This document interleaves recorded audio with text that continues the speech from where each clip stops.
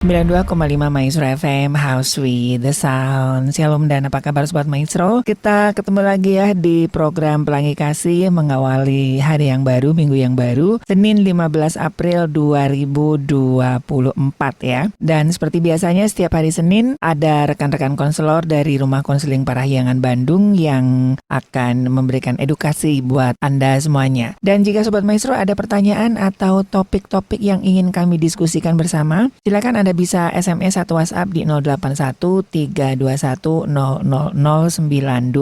Dan sekarang sudah hadir bersama-sama saya Bapak Hartono, salah satu konselor dari Rumah Konseling Parahyangan Bandung. Apa kabar Pak Hartono? Baik, Ari, luar biasa. Sehat ya? Baik, terima kasih. Ya. Bagaimana Sobat Maestro semua? Sehat semua juga ya? Masih nuansa lebaran ya ini ya?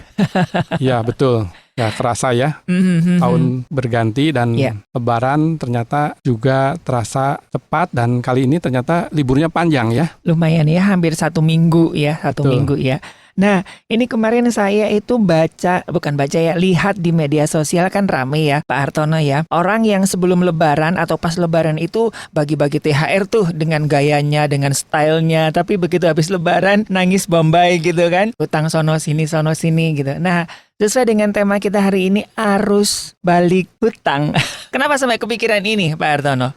Ya, ini terkait juga dengan fenomena lebaran yang meriah ya, di mana ada arus mudik dan arus balik. Nah, ini juga yang saya terpikir dalam arus mudik itu kan orang itu memerlukan banyak uang, sehingga seperti tadi ya, berhutang ataupun juga mencari sumber-sumber lain yang kadang-kadang di luar kemampuannya. Nah, dengan demikian kita sekarang berpikir bagaimana ini untuk membalikannya ya, yaitu arus baliknya, supaya artinya hutang itu bisa diselesaikan dan kita juga harus berani melawan arus ya. Sesuatu yang tidak mudah untuk dilakukan, karena dengan kita melawan arus kita harus punya kekuatan yang lebih besar dibanding yang sebelumnya. Iya. Nah, Pak Hartono, sebelum kita ngomongin lebih lanjut ya mengenai arus balik hutang ini ya, biar lebih lebih clear begitu. Sebetulnya posisi hutang ini boleh atau tidak, baik atau tidak sih Pak Hartono? Soalnya kan ada dua kubu ya, ada yang mengatakan ya sebaiknya orang nggak ada hutang, tapi di satu sisi ya nggak apa-apa gitu. Itu gimana sih Pak Hartono? Ya, ini hal yang menarik dan memang sebagaimana kita pahami, hutang itu netral ya. Jadi ada dua jenis hutang itu. Satu, hutang produktif, yang memang kalau hutang itu kita pergunakan, itu akan meningkatkan daya usaha dari apa yang seseorang ataupun perusahaan miliki ya. Karena dengan hutang itu artinya mempercepat akselerasi ya daripada perusahaan ataupun pengusaha itu untuk misalnya membeli mesin, membeli tanah supaya bisa luas lagi pabriknya atau ekspansi yang lainnya. Itu yang pertama, yang produktif ya. Yang kedua adalah hutang yang konsumtif. Nah, ini yang banyak dilakukan oleh masyarakat kita dan khususnya yang seperti ini saat lebaran ya, di mana tentu kebutuhan untuk beli baju, beli makanan, juga yang sekarang cukup besar itu kalau mau mudik kan ini harus bayar tol, beli bensin, betul. kalau sewa kendaraan misalnya ya, belum lagi nanti perlu memberi ke saudara ya. Nah, ini tentu kebutuhannya itu banyak. Nah, ini yang disebut hutang konsumtif, di mana uang yang dipakai atau hutangnya itu tidak meningkatkan kemampuan usahanya, tapi malah membuat dia jadi ya lebih terbeban ya, lebih banyak. Dan memang ini banyak yang orang-orang tuh terjebak di sini. Dan yang sekarang yang akan nanti kita bahas lebih banyak itu, yang lagi fenomenal sekali itu hutang pinjol. Nah, ini yang memang ini dalam beberapa tahun terakhir ini membuat satu kondisi di mana orang merasa gampang ya mendapat uang. Hanya tinggal klik di aplikasi, dapat transfer gitu ya. Nggak sampai 1 menit gitu ya. Hanya cukup foto KTP dan foto diri. Ya. Nah, itu yang dipergunakan oleh rekan-rekan kita ataupun juga masyarakat umum. Merasa gampang ya mendapat uang. Nah, mereka nggak berpikir bagaimana nanti mengembalikannya. Nah, ini juga yang terjadi dengan fenomena sekarang. Saat mudik mungkin banyak. Nah, ini baliknya nih ya. Ini kan harus mengembalikan, harus membayar gitu. Dan juga saya juga mengambil arus balik ini karena juga ingin memberi gambaran bahwa saat-saat ini beberapa kondisi mencelikan mata kita ya, bahwa ternyata utang pinjol itu sudah sedemikian besar ya, yaitu sampai sudah 61,1 triliun. Wow. Jadi naik lebih dari 20% dibanding tahun lalu ya. Nah, ini sumber dari OJK ya, yang resmi. Dan ini yang seperti tadi kita bicarakan akan naik pesat nih di bulan Ramadan dan Lebaran ini. Ya, karena tadi kan kebutuhannya itu banyak sekali gitu. Betul. Nah, itu. Iya. Terus yang kita prihatin juga dari data itu, yang menerima pinjol itu kebanyakan anak muda. Ya, jadi sekitar 60% itu dengan usia 19 sampai 34 tahun. Nah, ini yang produktif sebenarnya ya. Betul. Mereka sedang produktif, sedang berusaha. Kemudian kita prihatin juga ternyata bahwa penerima pinjol itu 42%-nya itu adalah guru. Nah, ini yang juga, waduh, ternyata guru-guru kita itu terjerat oleh hutang ya, yang menyebabkan tentu ini mempengaruhi kemampuan mengajarnya ya, konsentrasinya pasti itu akan terganggu. Misalnya suatu kali ada didatangi oleh debt collector, apalagi misalnya sampai datang ke sekolah ya, wah itu tentu akan membuat guru tersebut menjadi malu ya, gitu. Nah, ini yang saya pikir memprihatinkan kondisi yang ada ini. Betul. Iya, nah tadi seperti yang disampaikan Pak Hartono ya, Sobat Maestro ya, ini saya tidak tahu ya, Pak Hartono kan lebih banyak berkecimpung di bagian keuangan begitu ya. Saya baca-baca dari data memang dari sekian persen, 100% itu ya hampir 60-70%-nya hutangnya itu konsumtif Pak. Bukan buat yang produktif, termasuk guru-guru itu tadi, gitu. Dan juga anak-anak kuliah yang kemarin lagi rame tuh untuk bayar uang sekolah sampai terjerat pinjol dan segala macamnya begitu ya. Jadi hampir 60-70% itu hutang itu konsumtif begitu ya. Jadi bukan produktif. Jadi yang produktif itu ya hanya sekitar 20-30% begitu. Sehingga seperti Pak Hartono tadi, jumlah hutang yang ada di pinjol ataupun juga di perbankan juga yang kredit macet itu kan jumlahnya lebih tinggi ya. Oke, nah ini seperti apa nih Pak Hartono sebetulnya menyikapi mengenai hutang ini? Ya, kita sebagai umat Kristiani, ini ada ayat ya dari Amsal 22 ayat 7 ya, Amsal 22 ayat 7, di mana di situ dikatakan orang kaya menguasai orang miskin, yang berhutang menjadi budak dari yang menghutangi. Oke. Nah, ini dari ayat Alkitab ini kita disadarkan ya bahwa kalau kita sampai berhutang ya tentu kita jadi artinya budak ya untuk mampu melunasi hutang tersebut. Dan ini juga sayangnya mereka pakai untuk konsumtif, bukan untuk menambah daya usahanya ya. Nah, sehingga artinya penghasilan yang mereka dapat itu habis untuk mengangsur. Jadi hutang itu istilahnya menggunakan kesempatan masa depan ya, dan itu dipergunakan pada saat ini. Jadi hal-hal yang harusnya dilakukan nanti mereka udah lakukan sekarang gitu. Nah, itu yang membuat jadi mereka itu masa depannya jadi makin sulit ya, makin berat gitu. Itu. Oke. Nah, gimana kaitannya dengan arus balik hutang ini, Pak Hartono?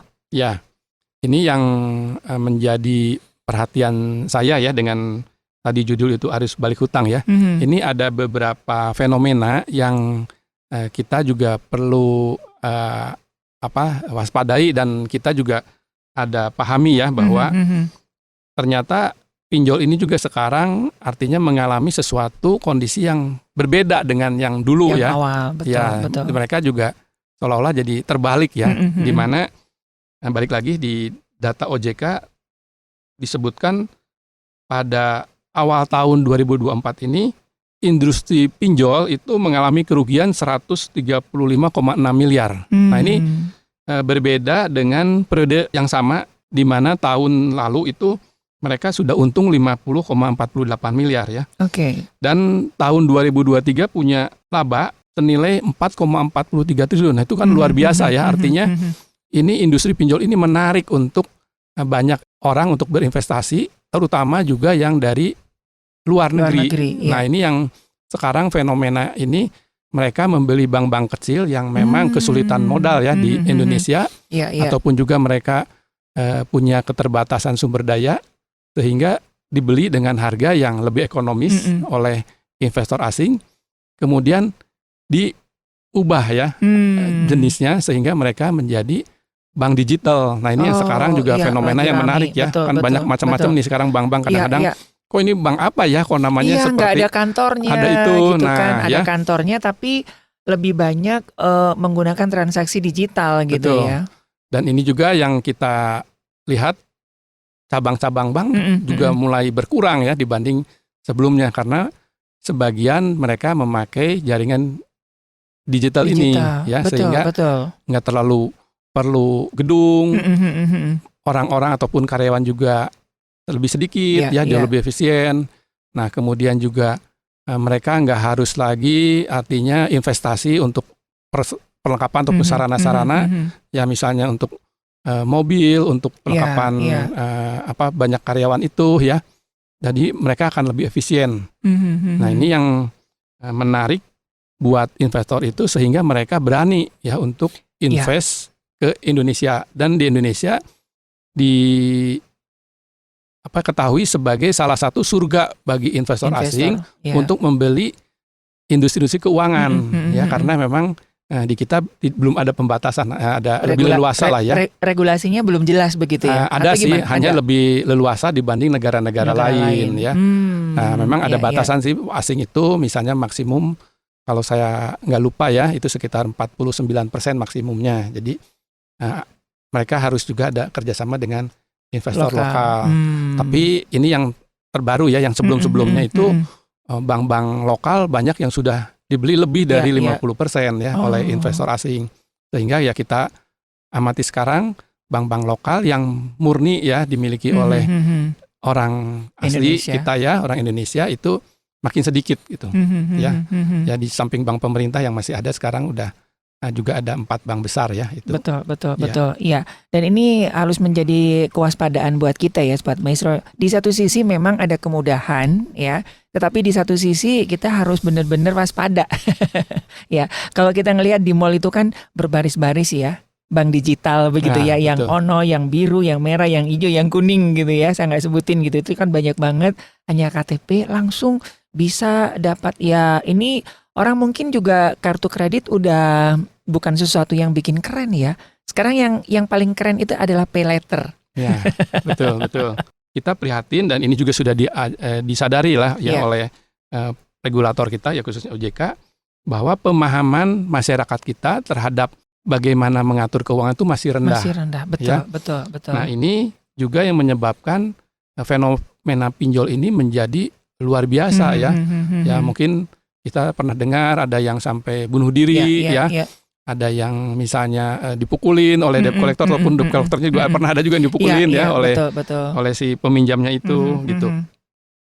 Nah, ini yang menyebabkan OJK itu melihat wah ini banyak hal-hal yang harus diatur kembali ya, dan kita bersyukur bahwa mulai 1 Januari tahun ini OJK sudah mengatur misalnya bunga juga harus sudah mulai disesuaikan, diturunkan dari tadinya ya bisa kalau nggak salah lebih dari 50% loh Pak. Sekarang itu dibatasi maksimalnya 0,3% ya per hari. Tapi itu kalau kita hitung masih 100% lebih itu kalau dihitung setahun ya. Betul. Sekarang ada batasan. Jadi yang tadi saya informasikan itu OJK membatasi untuk yang sektor konsumtif yaitu 0,3% per hari. Sementara untuk yang sektor produktif 0,1% per hari. Tapi masih tinggi ya, tetap masih tinggi.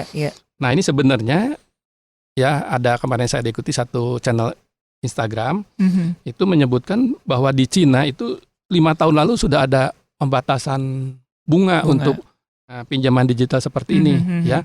Di mana di sana itu kalau lebih dari 14% saja si perusahaan pinjol itu dianggap ilegal. Mereka bilang itu bukan membantu, itu namanya merampok ya, memberatkan ya.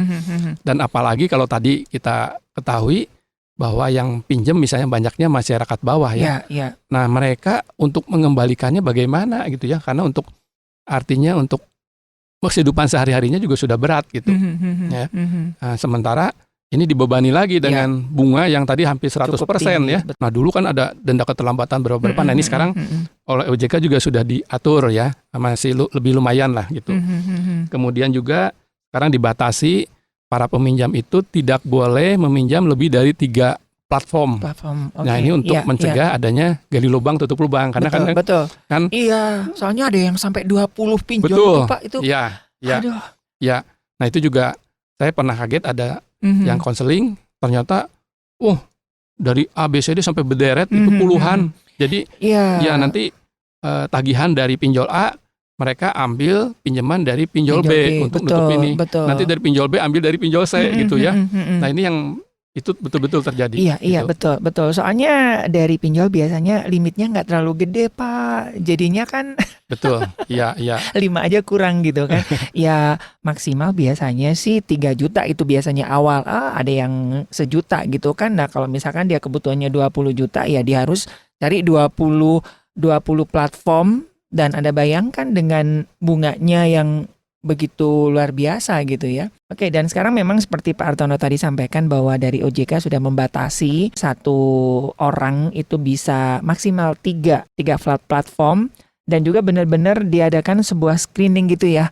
Pak ya, kalau anak-anak yang di usia sekolah itu nggak boleh daftar di aplikasi tersebut begitu. Ya makin dibatasi. Nah, juga aturan lain misalnya untuk penagihan oleh debt collector itu dibatasi ya maksimum sampai jam 8 malam. Dan kalau misalnya mengisi aplikasi itu kan ataupun data kan suka ditanyakan tuh kontak darurat. Dan kita misalnya memberikan saudara kita atau siapa ya, atau kadang-kadang juga misalnya ternyata nggak ada urusannya dengan si peminjam dan itu kan ramai ini yang dipakai kontak darurat itu jadi untuk dihubungi ya, untuk menagih, juga untuk bahan si debt collector itu meneror ke si peminjam itu melalui orang lain atau saudaranya yang terkait gitu ya. Oke. Nah, itu jadi memang sekarang ya mulai dibatas-batasi. Nah, ini yang saya bilang ini ya ada perbaikan lah ya, harus balik ya dari kondisi yang sebelumnya gitu. Betul. Nah, ini ngomongin tentang pinjol, ini kan lagi rame di TikTok ya, khususnya di TikTok ya, itu kan banyak sekali konten-konten kreator yang mengatakan bahwa udah kalau pinjol kagak usah dibayar. Nah, itu gimana sih Pak? Soalnya itu kan perdata gitu. Nah, itu sebetulnya gimana sih Pak Hartono sebagai pemerhati keuangan dan juga sebagai orang yang memiliki orang-orang yang kenal Tuhan begitu? Ya memang ada kondisi untuk pinjol itu perusahaannya ada yang legal, ada yang ilegal. Nah, ini yang banyak seperti tadi di TikTok disebutkan gak usah bayar itu lebih khususnya untuk pinjaman-pinjaman yang ilegal. Artinya yang tidak terdaftar di OJK, dan tadi juga aturan-aturan ataupun juga mereka memberikan bunga ataupun juga aturan-aturan yang tidak sesuai dengan aturan yang ditetapkan oleh pemerintah ya. Nah, jadi mereka ini dianggap ilegal dan oleh banyak orang ya, kalau Anda berhutang ke ilegal ini biarlah nggak usah dibayar ya. Nah, tapi kita sebagai anak Tuhan ya, sebagaimana di Alkitab khususnya di Roma pasal 13 ayat 7 ya, dikatakan bahwa bayarlah kepada semua orang apa yang harus kamu bayar. Pajak kepada orang yang berhak menerima pajak, cukai kepada orang yang berhak menerima cukai. Rasa takut kepada orang yang menerima rasa takut, dan hormat kepada orang yang berhak menerima hormat. Nah, jadi memang ya seperti juga Yesus memberi perumpamaan ya tentang 2 mata uang ya. Makanya mana yang harus dibayarkan kepada kaisar dan mana yang memang itu untuk Tuhan ya. Nah, ini juga yang kita sebagai umat Kristiani, kita tetap punya kewajiban untuk membayar apa yang sudah kita pinjam ya, karena Tuhan juga akan mencatat ya bahwa wah, kita ini menyakiti ataupun juga berbuat dosa ya terhadap orang lain, dan ini juga menjadi satu bumerang ya buat kita. Kalau kita istilahnya seenaknya tidak membayar hutang, itu akan membuat ya reputasi kita juga kurang baik. Kedua juga kita merasa tidak punya tanggung jawab ya, bisa berbuat seenaknya gitu. Mudah aja inilah, ambil biar aja tinggal gitu. Nah, ini juga tidak mendidik sifatnya ya, di samping itu. Nah, ini mumpung ada Pak Hartono ya, biar Sobat Maestro juga teredukasi dengan baik. Ada beberapa orang ya, bahkan dia ahli hukum gitu, Pak Hartono, yang mengatakan kalau misalkan hutang dengan personal itu wajib dibayar. Tapi kalau hutang dengan lembaga itu Anda boleh tidak membayar. Karena kan itu kan kalau di lembaga ada asuransi dan segala macamnya, ada bla bla bla bla. Itu gimana sih Pak? Ini benar atau salah atau seperti apa sih supaya masyarakat nggak bingung gitu kan dengan banyaknya informasi di media sosial gitu Pak Hartono? Ya. Nah balik lagi seperti tadi ya. Nah kalau hutang terhadap lembaga itu sebenarnya ya termasuk bank itu lembaga ya, dan bank itu pasti akan menagih ya, mengejar uangnya yang sudah diberikan kepada peminjamnya. Nah biasanya bank itu juga akan meminta jaminan atau agunan. Yeah. Nah ini yang akan menjadi istilahnya alat untuk menekan si peminjam itu, karena apalagi kalau itu rumah tinggal misalnya yang jadi agunan ya. Kalau satu kali hutangnya sudah tidak dibayar dan makin lama makin menumpuk ya, sehingga nilainya menurut bank ini, wah ini sudah lebih tinggi daripada nilai jaminannya. Nah ini biasanya bank akan melakukan tindakan hukum, mulai peringatan 1, 2, 3 kali, kemudian juga mulai ada proses ya untuk diajukan untuk dilelang ya. Nah, lelang diajuk proses, kemudian nanti terjadi eksekusi. Nah udah itu ya hilanglah kepemilikan yang bersangkutan untuk rumah itu. Nah, itu jadi sebenarnya kalau lembaganya itu berupa bank juga itu akan lebih berat ya, karena ada jelas hukumnya itu. Kemudian juga kalau misalnya lembaga-lembaga lain ya. Nah sepanjang yang tadi itu emang kalau itu ilegal, nah ini balik lagi ya, memang itu disebutkan tidak usah dibayar, hanya kita sebagai umat Kristiani kita punya beban moral ya, betul. dan punya yuk kita perbaiki juga, jangan sampai artinya kita istilahnya meninggalkan dunia itu juga meninggalkan dunia ini dengan meninggalkan hutang gitu ya, ataupun juga mewariskan hutang untuk anak cucu kita gitu. Akan tetap kita lebih baik kita bisa selesaikan gitu itu Pak. Oke, dan Anda juga jangan terpancing ya Sobat Maestro ya, karena di media sosial juga cukup banyak orang-orang yang ini dijadikan satu kesempatan baru begitu, usaha baru untuk membantu orang-orang yang gagal bayar gitu. Padahal itu sebuah modus penipuan gitu Pak Hartono. Jadi coba hubungi kita gitu kan, nanti kita bantu. Ternyata dia ambil dari pinjol yang ilegal gitu Pak. Tapi dengan harus bayar sejumlah uang gitu. Nah ini kan Anda jangan terjebak dengan iming-iming yang seperti itu ya. Lebih baik langsung face to face dengan yang ini ya, yang pihak terkait ya Pak Hartono, atau gimana Pak Hartono? Ya ini juga saya sempat terheran waktu ada kenalan saya, dia terjerat pinjol ya, dan dia cerita waktu ketemu dia bilang, wah sekarang saya dibantu oleh joki loh. Joki seingat saya tuh joki itu untuk kalau ujian mau masuk perguruan tinggi atau apa gitu ya, kita pakai joki untuk bantu soal ya, mengerjakan soal ya. Saya bilang jokinya apa ya? Ternyata diceritakan bahwa ini dia yang sebagai perantara lah ya, perantara yang membantu dia untuk menyelesaikan hutangnya ke perusahaan pinjol. Dan si joki ini disebut orang dalam dari perusahaan pinjol ya, dan emang ini dia itu punya hutang pinjolnya ke beberapa perusahaan. Dan dia bilang jokinya ini mengerti sistem si perusahaan pinjol ini, sehingga dia bisa mengatur katanya ya, ataupun juga memanipulasi data. Nah ini yang saya bilang, wah ini betul apa enggak ya? Dan saya tanya juga sempat ke teman lain ya yang punya pengalaman yang cukup banyak di bidang penagihan hutang ini.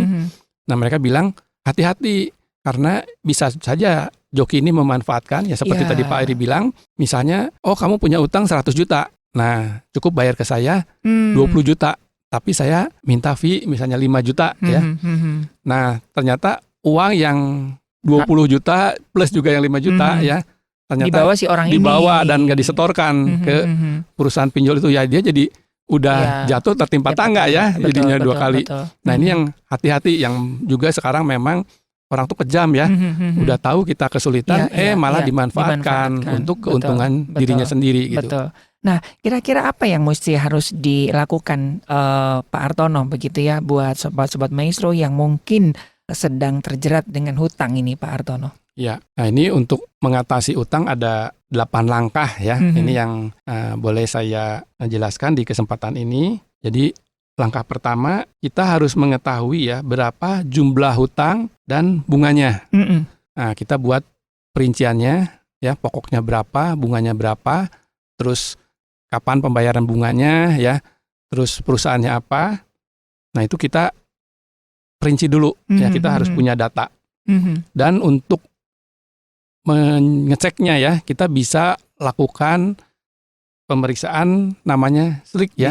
SLIK ke OJK ya. Yaitu nanti ada di aplikasi OJK itu, kemudian kita lengkapi data-data kita, tujuannya apa, terus juga kita masukkan KTP dan juga nanti ada semacam foto ya yang diminta ya untuk saat aplikasi itu mau dikirim ke OJK, karena OJK harus memastikan bahwa yang meminta data itu adalah orang yang tersebut gitu, yang bersangkutan ya, bukan disalahgunakan. Nah, nanti diproses. Biasanya sih kalau OJK-nya misalnya sedang tidak terlalu banyak yang meminta data itu bisa cukup cepat ya. Gitu. Kemudian kita cocokkan ya, karena bisa saja data yang dipinjol itu bisa berbeda dengan yang di OJK itu ya. Nah, ini makanya di situ nanti ada kelihatan tuh pinjolnya ilegal atau tidak gitu. Itu juga akan kelihatan karena di OJK itu hanya yang ilegal, yang legal semua gitu ya. Kemudian yang kedua, stop untuk kita mengambil utang baru. Ya, karena ini istilahnya seperti tadi ya, gali lubang tutup lubang. Tidak akan menyelesaikan masalah, bahkan kita nanti lama-lama makin dalam terjerumus pada hutang itu gitu. Jadi kita harus stop utangnya ya, kita hentikan. Nah, kemudian ya kita harus mau nggak mau harus menyesuaikan gaya hidup kita. Misalnya tadinya kita makan dengan nasi rames dengan lauk pauk lengkap ya. Nah, sekarang terpaksa misalnya ya cukup yang lebih sederhana makannya. Nah, sehingga ada kelebihan uang yang kita bisa simpan ya untuk membayar kewajiban kita. Terus yang ketiga, yang keempat ya.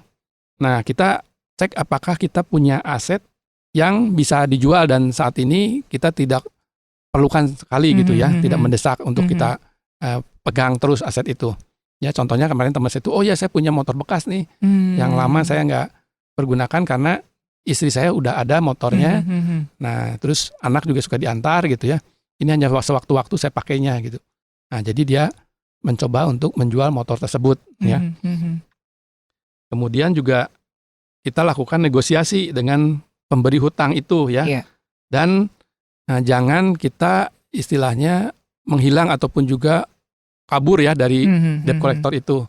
Justru ini kita perlu hadapi dengan tenang. Dan ini ada tekniknya gimana menghadapinya itu ya. Yang penting harus tenang dan kita jawab bahwa memang saat ini kita tidak mampu. Situasi kondisinya ya, tapi memang saya sedang berusaha untuk mau membayar. Ya. Hanya saya memerlukan waktu dan saya ini sedang mencari gimana caranya saya bisa meningkatkan pendapatan saya. Gitu.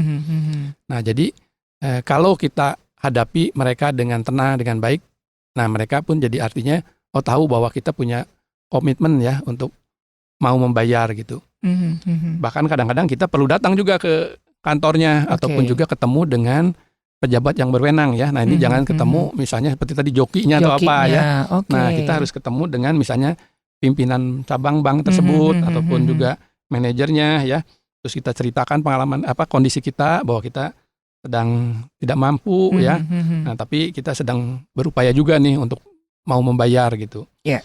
Nah, kemudian yang keenam, kita perlu juga lihat dari list hutang itu, hutang mana yang ada agunannya, ada jaminannya ya. Karena itu seperti tadi saya bilang, kalau dengan bank ya kalau sampai ternyata tidak dibayar dan jumlahnya makin lama makin besar, bisa saja itu disita, dijual gitu ya. Nah, ini kalau bisa kita emang bisa pertahankan ya, kita harus pertahankan gimana caranya gitu ya. Nah, juga kita prioritaskan juga untuk membayar juga yang bunganya tinggi. Ya, itu. Nah, kemudian yang ketujuh, ya kita harus berusaha untuk mencari penghasilan tambahan. Nah, ini balik lagi kita harus melihat apa kemampuan saya ya. Terus juga peluang apa yang bisa saya peroleh ya dari kondisi saat ini. Dan ini memang butuh hikmat Tuhan. Makanya ini perlu ya, selain juga kita usahakan ya kita harus juga barengi dengan doa. Ya. Nah, di sini kita berharap Tuhan yang membukakan jalan untuk kita punya hikmat untuk bisa bekerja lebih ya ataupun mendapat pemasukan lain ya. Nah, yang terakhir ya itu harus komitmen untuk membayar itu ya. Seperti tadi ya kita yakinkan bahwa kita mau bayar gitu dan kita nggak kabur gitu ya. Nah, kita nanti pada waktunya kalau memang uangnya sudah ada, kita akan bayar secara bertahap sesuai kemampuan gitu. Nah, ini memang proses yang panjang kadang-kadang. Untuk pelunasan hutang ada satu hal yang penting yang perlu diketahui oleh teman-teman semua ya, bahwa kita harus mendapat surat keterangan lunas dari pihak perusahaan ya secara resmi ya, dan ini bisa dipergunakan jika suatu waktu ternyata data OJK menyebutkan kita masih ada hutang di perusahaan tersebut ya. Nah, dengan surat tersebut kita bisa tunjukkan kepada OJK sehingga data kita bisa diperbaiki. Hal ini bukan sesuatu yang tidak mungkin. Dan kebetulan saat ini saya ikut juga satu program dari Victory Church Indonesia ya. Nah, itu mereka sudah menjalankan program pendampingan bagi orang-orang yang punya hutang ataupun terjerat hutang. Ya, cukup banyak, dan sekali ikut itu yang angkatan saya kemarin itu hampir ada 200 orang kalau nggak salah.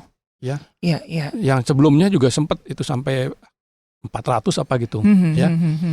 Nah, orang-orang ini diikutkan program ya, seperti tadi dibimbing, kemudian juga diajak gimana mereka punya kondisi ya, hutangnya diketahui berapa, terus juga dibekali cara-caranya untuk mereka mulai mengatur keuangannya ya. Selain itu juga mereka dibimbing untuk cari bagaimana ada peluang ataupun usaha lain ya untuk mendapat penghasilan tambahan. Dan yang menarik juga itu selama program itu ya, dulu itu lamanya tuh 6 bulan. Ya, sekarang ini yang saya ikut ini 3 bulan. Nah, itu setiap pagi itu jam 4 dan 5 pagi ada doa bersama. Ya, kemudian ada diberi renungan, jadi ini semacam retreat kah gitu atau bukan atau retreat, masing-masing jadi, via program Zoom? Pendampingan ya Zoom. Iya, jadi ini Zoom, makanya pesertanya itu bisa ratusan begitu dan ini di berbagai daerah di Indonesia sampai di luar negeri. Nah, mereka itu dibimbing selain dengan tadi pengetahuan juga dibekali imannya. Nah, memang ini disebutkan bahwa ini pembimbingan secara Kristiani. Ya, jadi yang tadi ada doa pagi tiap hari di mana ini kita dikuatkan iman kita, juga kita terus juga berharap ya, biar dengan keseriusan kita, kesungguhan hati kita, nah Tuhan bukakan jalan. Dan memang ini dari beberapa program ini ada orang-orang yang tertolong gitu ya. Nah, ini juga ada kesaksian seorang guru yang tadi ya terjebak pinjol sampai cukup banyak ya. Kemudian juga ada musibah, suaminya sakit ya. Juga usahanya ada juga yang tertipu ya. Sehingga akhirnya dia kejebak sama pinjol ataupun juga kartu kredit. Dan jumlahnya ratusan juta, bahkan sampai ada juga yang miliar gitu. Ya, nah tapi ya puji Tuhan ya, dengan pendampingan ini mereka jadi lebih tenang ya, dan mereka merasa ada orang yang menyertai ya, sehingga mereka tidak merasa sendiri gitu. Ada support system. Iya, gitu ya. ada support sistemnya. Nah, ini yang membuat ini dikuatkan mereka itu ya, jadi mereka semangat kembali ya untuk berusaha dalam kegiatannya sehari-hari. Betul. Keluarganya juga dipulihkan ya. Nah, juga ini juga mereka punya usaha-usaha baru, dan mereka kadang-kadang dengan nanti ketemu sesama itu ternyata ada bisa kerjasama gitu ya. Nah, ini yang sesuatu yang luar biasa ya, yang Tuhan memang bukakan jalan kepada orang-orang yang mau sungguh-sungguh untuk bertekun dan juga memohon pada Tuhan untuk diberi jalan ya oleh kuasa Tuhan yang memang kita bilang tidak terbatas gitu Pak Ari. Betul. Dan ini kan sebetulnya satu pelayanan yang belum tersentuh ya Pak Artono ya, dalam gereja itu kan adanya kan konseling pranikah, perceraian, narkoba begitu, sementara tidak sedikit jemaat-jemaat itu yang sedang bergumul dengan hutang dan gak ada komunitasnya. Dan puji Tuhan ada Victory Church ini ya. Oh, ini di Bandung atau di Jakarta? Oh, di Jakarta, ya, tapi menjangkau Jakarta. Seluruh Indonesia dan luar negeri betul. Dan ini artinya mereka punya Komunitas. Tim ya, itu timnya itu juga dari berbagai pihak, ada pendetanya ya. Terus ada juga memang yang ahli keuangannya.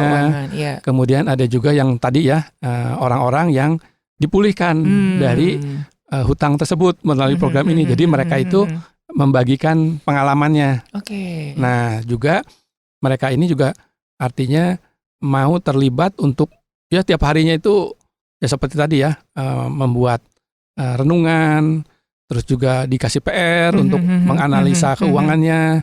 Nah, kemudian juga mereka saling ini ya, ada grupnya gitu di WhatsApp itu untuk saling mengingatkan, untuk saling juga menegur ya kalau ada sesuatu yang kelupaan, misalnya membuat PR-nya gitu ya. Nah, ini menarik ya, jadi oh iya ternyata ini sesuatu kegerakan yang mungkin seperti tadi Pak Ari bilang ya, jarang sekali ada, tapi ini menjadi satu perhatian dan sekarang berkembang pesat ini Pak Ari. Saya baru dengar ini sih soalnya betul. Kan yang ada itu paling ada personal aja begitu ya, bagaimana seminar untuk menyikapi hutang dan segala macamnya begitu kan, dan itu tidak ada pendampingan seperti yang dilakukan oleh Victory Church ini ya.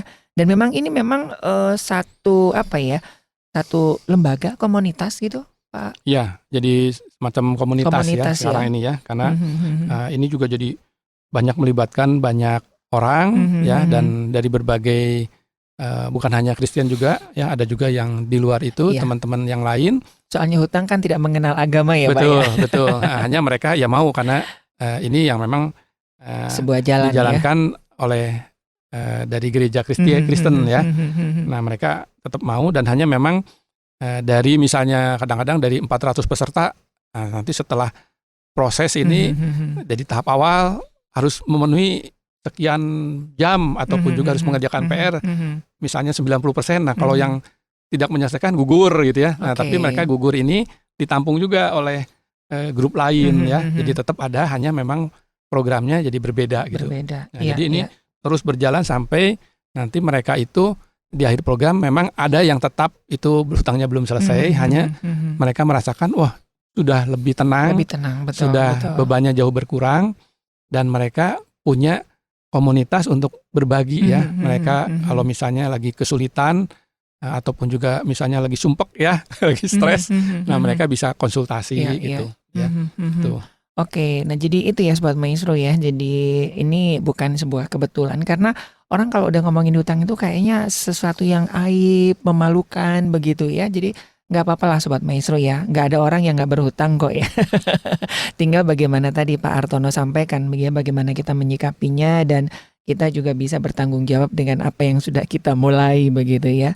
Nah, terus apa lagi Pak Hartono yang mesti diberikan literasi? Karena memang di Indonesia ini kan hanya 30% yang melek literasi mengenai keuangan, sehingga banyak sekali terjerat dengan pinjol, dengan hutang, dan nggak tahu caranya membuat pengelolaan keuangan dengan baik begitu Pak Hartono. Penting juga untuk kita ikut membantu ya, banyak orang-orang yang memang seperti tadi Pak Ari bilang, tingkat literasinya, pengetahuan untuk gimana mereka mengelola keuangan itu ya hanya sedikit ya. Nah, ini jadi mereka perlu ditingkatkan pengetahuan dan kesadarannya ya, untuk mereka bisa mengelola uang yang mereka miliki ya. Dan sebenarnya yang penting itu bagaimana mereka itu bisa mengelola pengeluarannya sebenarnya. Yang lebih banyak tuh mengeluarkan uang ini yang sekarang kita itu banyak godaan-godaan, banyak tawaran-tawaran ya, yang membuat uang di dompet itu kok cepet habis nih ya gitu, dan kita kemana nih uangnya gitu. Betul, apalagi itu, dengan pay letter itu ya, itu benar-benar udahlah, kumahangke. Ya,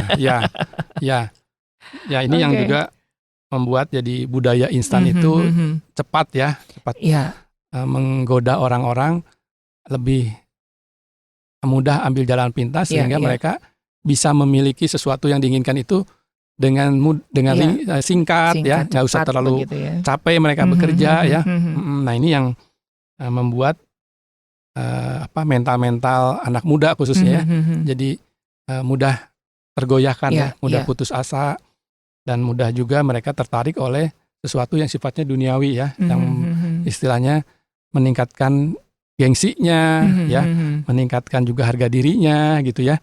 Nah, ini yang kita perlu sadarkan bahwa ya seperti saya kadang-kadang berpikir, wah kita memang mudah ya beli apa-apa, lihatnya mereknya dulu. Kalau saya lebih banyak, ya mungkin bajunya sama, ya tapi harganya kalau pakai merek A jadi nambah 3 kali lipatnya misalnya. Saya lebih pilih ya baju yang biasa sajalah, karena kalaupun saya pakai lebih ke kualitas ya itu kita atur lah ya. Kita lebih ngutamain fungsinya gitu. Iya. Sama kalau ke kafe ya, kalau bahasa Inggris itu kan bisa ratusan ribu, kalau yang warung sebelah kan cuman 10.000, 5.000 gitu ya. Kalau pakai bahasa Inggris jadi 60.000. Padahal juga sama, black coffee gitu kan. Yang satu kopi tubruk. Oke. Nah, ada saran nggak buat Pak Hartono sebagai konselor dan juga sebagai pelaku di bidang keuangan ini Pak Hartono, supaya Sobat Maestro juga tidak terjebak dengan hutang, terus tidak arus mudik hutangnya itu bisa lancar begitu, tidak tersendat Pak Hartono? Iya. Nah ini penting juga, selain pengetahuan, kesadaran, dan juga ini mental kita ya, kepribadian kita, untuk kita bisa pahami, dan kita perlu juga mengendalikan diri kita sendiri ya, untuk membatasi, jangan mudah terbawa arus ya, arus mudik ya. Ayo kita harus berani ambil arus balik nih ya sekarang ini gitu. Nah jadi kita juga selain memang memahami mengelola uang, kita juga harus belajar untuk bagaimana karakter yang benar dan baik itu ya.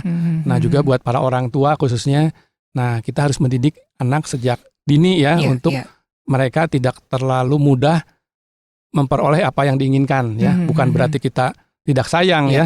Nah tapi kita perlu mendidik ya, misalnya ayo kamu ingin beli mainan A, nah sekarang ya kita atur kan uang jajan kamu 100, nabung sisihkan begitu 10 dulu ya, nanti sampai terkumpul jumlah sekian, ayo kita sama-sama ke toko untuk bisa membeli mainan itu ya. Jadi kita perlu mendidik anak untuk menunda keinginannya ya. Nah terus kedua ya, kita harus membiasakan anak kita juga untuk ya tadi itu ya, jangan semuanya itu serba instan ya, atau juga istilahnya mereka perlu ada diberi jalan ataupun usaha-usaha pembekalan untuk mereka bisa berjuang ya, untuk memiliki sesuatu yang diinginkannya itu ya. Dan anak-anak juga ya secara bertahap harus diberi mengerti tentang nilai uang itu ya. Misalnya nilai uang 10, 100, 500 ya. Nah ini bagaimana perbedaannya, kemudian apa yang Anda akan didapatkan oleh anak kita jika uangnya sudah sekian, dan bagaimana cara membanyakan uang itu ya. Misalnya ajak sekali-sekali lihat orang ke bank untuk ini ternyata harus menabung seperti ini ya gitu. Nah ini kita bisa ajari sesuai dengan nanti tingkat usianya itu gitu, Pak Ari. Betul. Iya, mengutip dari teman-teman dari KBC begitu ya. Hidup sisih, jangan hidup sisa. Betul, ya itu juga betul. Kalau sisa mah nggak ada sisanya ya. Jadi harus ada hukum kesengajaan gitu ya. Jadi sengaja untuk disisihkan begitu ya. Dan juga kayaknya juga temannya Pak Hartono juga ya, Profesor Chandra Cahyadi, itu kan juga lebih banyak lebih ke edukasi anak-anak begitu ya, bagaimana melatih anak-anak kita begitu ya. Betul. Oke, nah kira-kira apa yang bisa kita simpulkan nih? Sebetulnya masih banyak pertanyaan-pertanyaan ini. Kalau udah ngomongin hutang ini kan kayaknya sampai dunia berakhir juga sesuatu yang seksi juga untuk dibicarakan gitu. Apa yang bisa kita simpulkan, Pak Hartono? Iya. Nah, kesimpulannya ya ini, pertama ya dunia yang kita hadapi sekarang menawarkan berbagai kondisi, fasilitas, kemudahan. Nah, hanya kita perlu mengelolanya ya, khususnya dengan kondisi keuangan yang kita miliki. Apakah kita perlu mengikuti apa yang ditawarkan itu dengan segera ya, ataupun juga dengan artinya instan ya. Nah, ini kita perlu melakukan pengendalian diri ya, menahan mana yang diperlukan, mana yang itu hanya keinginan kita saja gitu. Nah ini kita perlu ada pengendalian diri kita. Dan kedua ya, kita harus mengerti juga ya bahwa hutang itu adalah satu kondisi di mana masa depan kita itu dinikmati sekarang gitu. Ya, sehingga kita mengurangi kesempatan untuk yang lebih panjang dari apa yang kita miliki waktu kita itu, ya. Dan ketiga, ya setiap hutang itu kita harus ada komitmen untuk kita harus mau membayarnya sebagai jemaat dari Tuhan yang memang kita diciptakan untuk segambar dan serupa dengan Tuhan, ya. Kita harus komitmen, harus setia, ya, dan kita ikuti juga apa yang firman Tuhan kehendaki. Dan terakhir, ya memang saat ini banyak regulasi dari pemerintah untuk mengatur, ya, bagaimana hutang itu lebih fair. Hanya tetap, ya, namanya hutang seperti tadi diingatkan di Mazmur itu bahwa orang yang berhutang itu menjadi budak, ya, dari orang yang memberi hutangnya itu. Nah, jadi apakah kita masih mau seperti itu, ya? Kita harus bangkit, harus memperbaiki, dan kita menjadi artinya raja untuk diri kita sendiri, ya. Itu Pak Ari. Iya.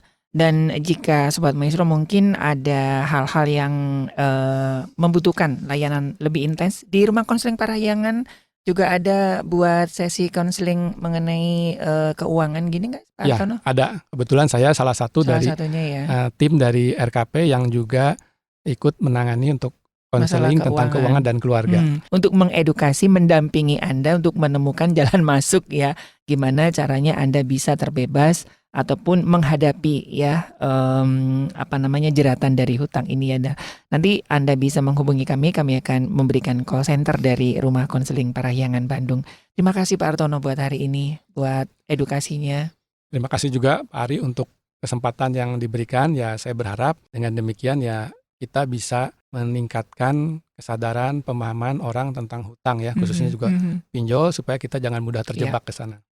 Oke, baik Sobat Maestro, dari Gereja Maestro Jalan Kecapiring 12 Bandung, saya Ari dan juga Bapak Artono, konselor dari Rumah Konseling Parahyangan Bandung, mengundurkan diri dari program Pelangi Kasih. Kita ketemu lagi di program Pelangi Kasih selanjutnya. Tetap jaga protokol kesehatan dan Tuhan memberkati.